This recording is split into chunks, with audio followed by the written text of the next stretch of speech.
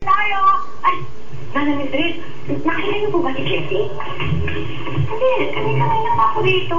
Hindi ko nakikita. Senadora, ikaw, nakita mo ba si Jessie?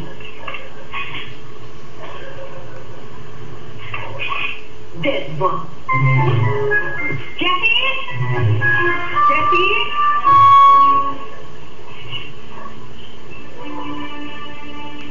Dali-dalihan mo na yan at gutom na yung mga amo natin, ha?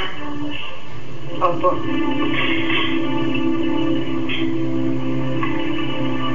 Jessie?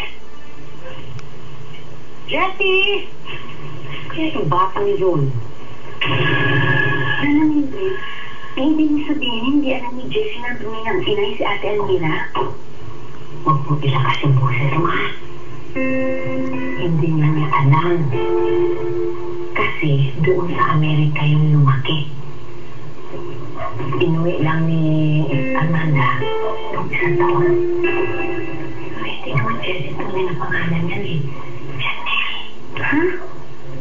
Pinakita ni Ate Amanda ang pangalan ng anak ni Ate Almira? Yung batang yun. Kung nandiyan ka lang pala eh. Jessie talaga. Oo. Pinalitan ni Ma'am Amanda. At alam mo kung bakit? Hindi kasi siya magkaanak. Kaya inangkin niya yung bata. Kawawa naman si Jessie. Hindi niya alam kung sino tunay ng ina. Jessie! Jessie! Nandiyan ka lang pala. Ay, baka tayo nahanap eh.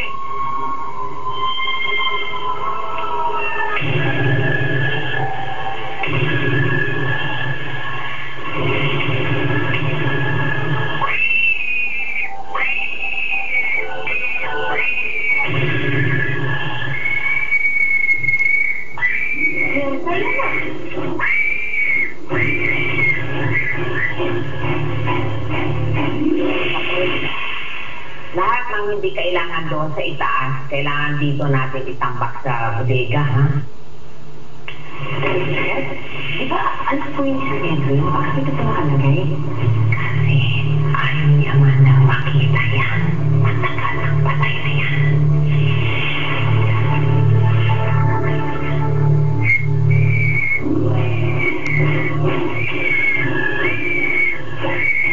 Nagawa mo na may pinagagawa ko sa'yo.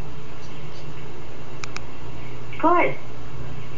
Siguraduhin mo lang na walang ibang makakaalam nito. Sige, tatawag na lang ako sa'yo.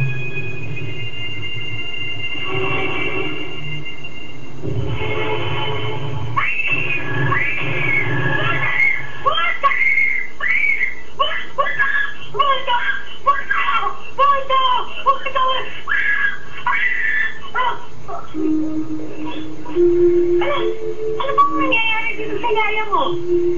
Gertahan ko po. Bigla na lang po nagsisigaw eh. Gerta, bumama ka nga dyan. Gerta, gising! Basta! Bakit mo ito ginawa pa akong gusto eh?